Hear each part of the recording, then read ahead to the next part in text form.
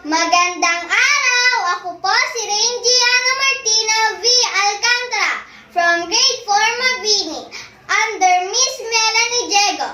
At ngayon po ako'y magbabahagi ng isang kwento. At ang kwentong ito ay si Langgam at si Tipaklong. Maganda ang panahon. Mainit ang sikat ng araw. Maaga pa lamang ay gising na si Langgam. Nagluto siya at kumain. Ilan pang sandali, lumakad na siya gaya ng dati. Naghanap siya ng pagkain. Isang butil ng bigas ang kanyang nakita. Pinaslan niya ito at dinala sa kanyang bahay. Nakita siya ni Tipaklong. Magandang umaga, kaibigan Langgam. Bati ni Tipaklong. Kay bigat ng iyong dala, bakit ba wala ka nang ginawa kundi maghanap at mag-ipon ng pagkain? Oo nga, nag-iipon ako ng pagkain habang maganda ang panahon. Sagot ni Langgam. Tumulad ka sa akin, kaibigang Langgam. Wika ni Tipaklong. Habang maganda ang panahon, tayo ay magsaya. Halika, tayo ay lumukso. Tayo ay kumanta. Ikaw na lang, kaibigang Tipaklong. Sagot ni Langgam.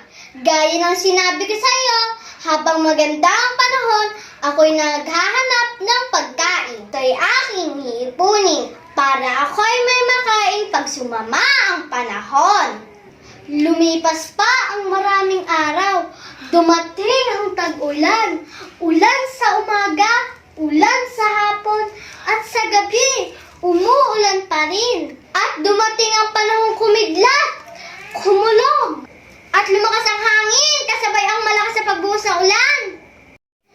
Ginaw na ginaw at gutom na gutom ang kaawa-awang Tipaklong. Naalala niyang puntahan ang kaibigang si Langgam. Paglipas ng bagyo, pinilit ni Tipaklong marating ang bahay ni Langgam. Bahagya na siyang makalukso, wala na ang dating sigla ng masayahing Tipaklong.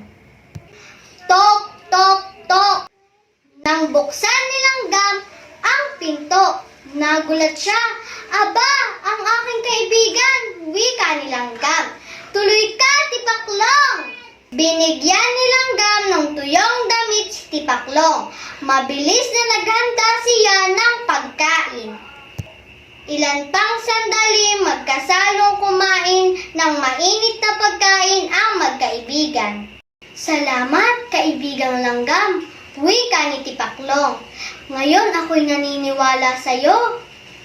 Kailangan nga palang mag-ipon habang maganda ang panahon at nang may makain pagdating ng tag-gutom.